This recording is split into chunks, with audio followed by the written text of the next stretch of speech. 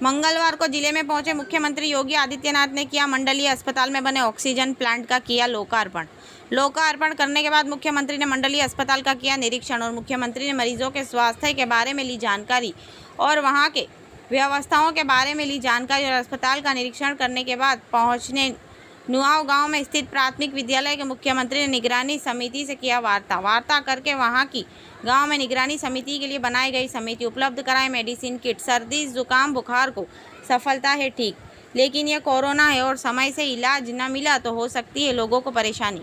मिर्ज़ापुर से सूरज कुमार की रिपोर्ट, समाचार इंडिया न्यूज़ मिर्ज़ापुर। के खिलाफ देश की जो लड़ाई है आदरणीय प्रधानमंत्री जी के मार्गदर्शन और उनके नेतृत्व में ये पूरी मजबूती के साथ आगे बढ़ रही है और उसके अपेक्षित परिणाम भी सामने आ रहे हैं।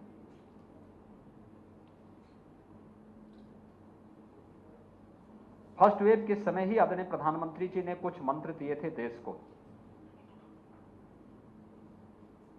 उसके अनुरूप कार्रवाई करने की तैयारी और उस आधार पर जब भी जहां पर भी कार्रवाई की गई उसके बेहतर परिणाम आए हैं। उत्तर प्रदेश देश की आबादी का सबसे बड़ा राज्य है और आबादी के सबसे बड़े राज्य की चुनौती भी उतनी बड़ी थी। फर्स्ट वेव के समय 40 लाख माइग्रेंट लेबर यूपी में आए थे। उनका व्यवस्थित पुनर्वास, उन्हें कोविड महामारी से बचाव और ये प्रयास निरंतर हमारे चले। फर्स्ट वेव और सेकेंड वेव सामान्य थी, लेकिन संक्रमण फर्स्ट वेव की तुलना में सेकेंड वेव में 30 से 50 गुना अधिक थी और इसके कारण ज्यादा लोग संक्रमण की चपेट में आ गए। अचानक ऑक्सीजन की डिमांड हुई। आज मुझे बताते हुए प्रसन्नता है कि ऑक्सीजन की इस डिमांड को ध्यान में रख करके उस समय तो भारत सरकार के सहयोग से ऑक्सीजन एक्सप्रेस और एयरफोर्स के विमानों के माध्यम से लिक्विड मेडिकल ऑक्सीजन को हर जनपद तक पहुंचाने की कार्रवाई हुई। बहुत सारे जनपदों ने बंद पड़े ऑक्सीजन प्लांट को अपने यहां संचालित करके स्थानीय स्तर की आवश्यकताओं की पूर्ति करने में मदद की। लेकिन भविष्य की चिंता हमारे सामने है। हर जनपद ऑक्सीजन के क्षेत्र में आत्मनिर्भर हो सके, पर्याप्त मात्रा में ऑक्सीजन प्लांट आज हर जनपद के अंदर लग रहे हैं और हमने हर जनपद को कहा है कि एक नोडल अधिकारी इसके लिए तैनात करिए जो केवल ऑक्सीजन प्लांट को स्थापित करने के लिए वहां पर निरंतर उसकी समीक्षा कर सकें, उसकी मॉनिटरिंग कर सकें और उन्हें समय सीमा के अंदर स्थापित कर सकें। यह कार्रवाई प्रारंभ हुई है। फर्स्ट वेव की तुलना में सेकेंड वेव में संक्रमण अधिक होने के नाते बड़े पैमाने पर health line worker, front line worker, ये सभी इन्फेक्ट हुई। प्रशासनिक टीम से जुड़े हुए अधिकारीगण, जनप्रतिनिधिगण, मंत्रीगण, सामान्य नागरिक, लेकिन इन सब से बचाव के लिए भी कैसे प्रयास किए जा सकते हैं, उसके लिए हर एक स्तर पर प्रयास हुए। आज उसके परिणाम हमारे सामने स्पष्ट दिखाई देते हैं। उत्तर प्रदेश के बारे में कहा जाता था कि उत्तर प्रदेश में 25 अप्रैल से लेकर के 10 मई के बीच में 1 लाख पॉजिटिव केस प्रतिदिन आएंगे। उत्तर प्रदेश में एक्टिव केस की संख्या 30 लाख से ज्यादा हो जाएगी। लेकिन उत्तर प्रदेश में पूरी टीम ने कोविड प्रबंधन का एक बेहतर उदाहरण प्रस्तुत किया और इसके तहत टेस्ट एंड ट्रीट का जो फार्मूला आदरणीय प्रधानमंत्री जी ने देश को दिया था, हम लोगों ने उसको प्रभावी ढंग से लागू किया। प्रदेश में फर्स्ट फेज में जो फर्स्ट वेव आई थी उस समय एक्टिव केस 67,000 तक पहुंचे थे। सेकेंड वेव में 3,10,000 तक पहुंची। हमने दोनों बार विशेषज्ञों के द्वारा जो आशंका व्यक्त की जा रही थी उसको निर्मूल साबित किया। जो आशंका व्यक्त की जा रही थी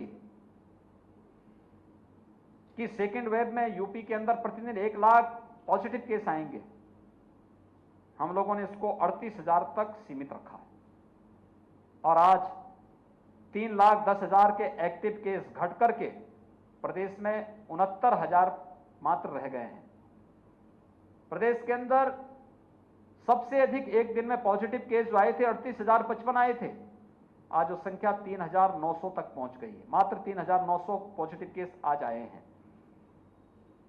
पॉजिटिविटी रेट लगातार डाउन हो रही है और रिकवरी रेट लगातार बढ़ी है, लेकिन हमें इतने भर से शांत नहीं रहना है। निगरानी समितियों ने बेहतर काम किया। डोर टू डोर सर्वे का काम, समय से उपचार के लिए मेडिसिन किट के वितरण का कार्य, आरआरटी की टीम ने तेजी के साथ टेस्ट की क्षमता को बढ़ाया। फर्स्ट वेव में जब पहली बार उत्तर प्रदेश में कोविड पॉजिटिव का केस आया था, हमारे पास एक भी टेस्ट करने की क्षमता नहीं थी। हमने एनआईवी पुणे सैंपल भेजे थे।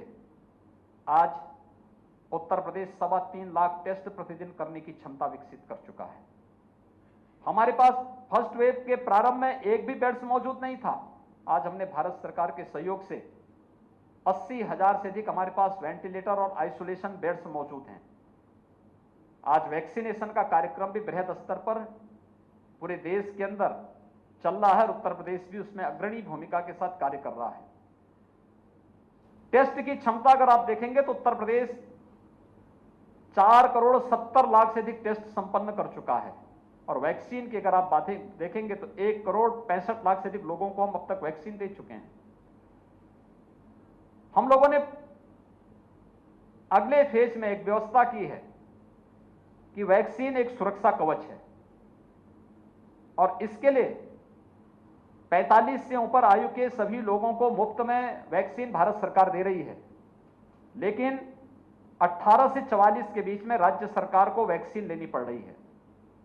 हम अब तक 23 जनपदों में वैक्सीन 18 से 44 वर्ष की उम्र के लोगों को उपलब्ध करवा रहे हैं। 1 जून से हम इसे सभी 75 जनपदों तक इसका विस्तार दे रहे हैं और 75 जनपदों में वैक्सीनेशन का कार्यक्रम 1 जून से हमारा प्रारंभ होने जा रहा है। इसमें हमने कुछ व्यवस्थाएं दी हैं, जैसे अभिभावक स्पेशल बूथ। उन सभी अभिभावकों को जिनके बच्चे 12 साल से छोटी उम्र के हैं, यानी थर्ड वेव की आसन्न आशंका को ध्यान में रख करके उन अभिभावकों को पहले से ही वैक्सीन का कवर दे देना, जिससे इन्फेक्शन उनके साथ ना आने पाए या वे इन्फेक्ट ना होने पाए। दूसरा, हर जनपद में पीडियाट्रिक आईसीयू और नीको के निर्माण की कार्रवाई हमारी तेजी के साथ प्रारंभ हो चुकी है।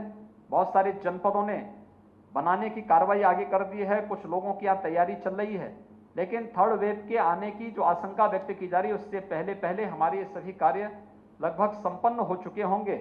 और टेस्ट की क्षमता को बढ़ाना, पर्याप्त मात्रा में दवा और अन्य संसाधनों के लिए हर जनपद में मेडिकल कॉलेज जहां है, मेडिकल कॉलेज के प्रिंसिपल को मेडिकल कॉलेज में रिक्रूटमेंट के लिए उन्हें अधिकृत किया गया है और जिले में स्वास्थ्य विभाग में जिला स्वास्थ्य समिति के अध्यक्ष के रूप में जिलाधिकारी को उसके अध्यक्ष के रूप में नामित किया गया है कि उनकी अध्यक्षता की कमेटी स्वास्थ्य विभाग की रिक्रूटमेंट की कार्रवाई को जिले के अंदर संपन्न करेगी, जिससे कहीं भी मैन पावर की कमी न पड़ने पाए। मैन पावर के रिक्रूटमेंट, उनकी ट्रेनिंग की कार्रवाई, ये सभी हमारी पैरेलल चल रही है। कोरोना के खिलाफ देश की लड़ाई को मजबूती के साथ आगे बढ़ाने का कार्य हो रहा है। मिर्जापुर मंडल ने मां विंध्यवासिनी की कृपा से अच्छा परिणाम दिया है।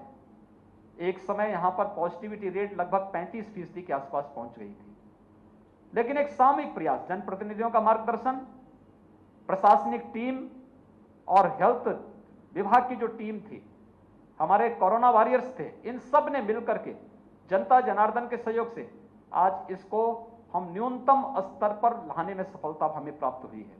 यानी 2 से नीचे पॉजिटिविटी रेट तक यह मंडल पहुंचा है और आने वाले समय में इससे बेहतर परिणाम लाने के लिए आज उन्हें कहा गया है। हम लोग पूरी तरीके से सेकेंड वेव में जो एक और समस्या देखने को मिली थी वह थी कि पोस्ट कोविड केयर की। फर्स्ट वेव में इसकी आवश्यकता नहीं पड़ी थी। हर जनपद में पोस्ट कोविड वार्ड के निर्माण की कार्रवाई युद्ध स्तर पर चल चुकी है, बहुत सारी जगह बन चुके हैं। मिर्जापुर में भी पोस्ट कोविड वार्ड, यहाँ पर आज वहाँ पे मैंने देखा 5 पेशेंट वहाँ भर्ती हैं और मैंने उनसे स्वयं वहाँ जाकर के बातचीत भी की। वे अपने आप को अब पूरी तरह आरामदायक स्थिति में पा रहे हैं। ऐसे ही थर्ड वेव की भी तैयारी हमारी इसी दिशा में आगे बढ़ रही है और मेरा विश्वास है कि देश की जो लड़ाई कोरोना महामारी के खिलाफ चल रही है, इस पूरी एक सदी की सबसे बड़ी महामारी है। इस महामारी को मजबूती के साथ सभी को मिलकर के शासन, प्रशासन, हेल्थ वर्कर, कोरोना वॉरियर्स, जनता जनार्दन और सभी लोग जब मिलकर के इसके खिलाफ सामूहिक लड़ाई लड़ेंगे तो इसके अपेक्षित परिणाम सामने आएंगे। और उसी लड़ाई को लड़ने के लिए हम लोग जगह जगह दौरे भी कर रहे हैं, एक अभियान के साथ जनता जनार्दन का सहयोग भी ले रहे हैं, जनप्रतिनिधि भी लगातार दौरे कर रहे हैं। हमें व्यक्ति के जीवन को भी बचाना है और उसकी जीविका को भी। हमने पूरा लॉकडाउन नहीं किया है, एक कोरोना कर्फ्यू लागू किया है। हमारे कंस्ट्रक्शन के कार्य चालू हैं, हमारे उद्योग धंधे चल रहे हैं, सब्जी मंडी, खेती किसानी से जुड़े हुए कार्य, ये सभी कार्य हमारे चल रहे हैं।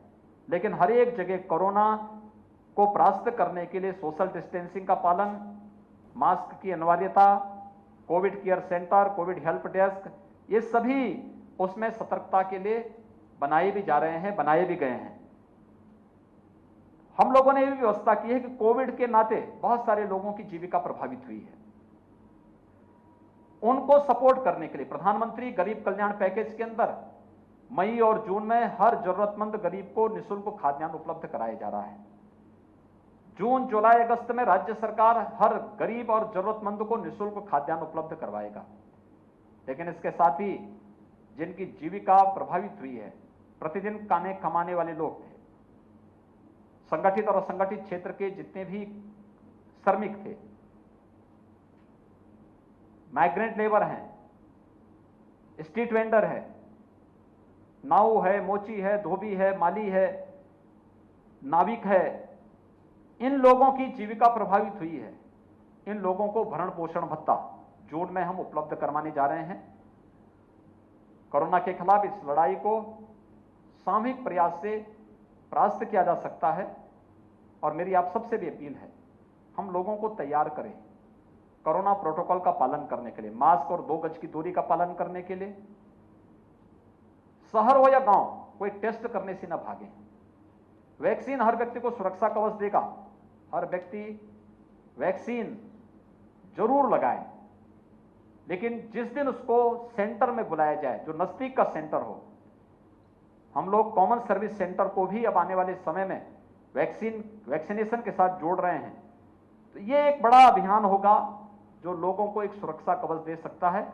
और मेरा आप सबसे अपील है कि हम मीडिया के माध्यम से भी अगर इस प्रकार की अपील लोगों के लिए जारी करें और लोगों को इसके प्रति जागरूक करें, तो निश्चित ही कोरोना महामारी को पूरी तरह समाप्त करने में पूरे देश को मदद मिलेगी। धन्यवाद।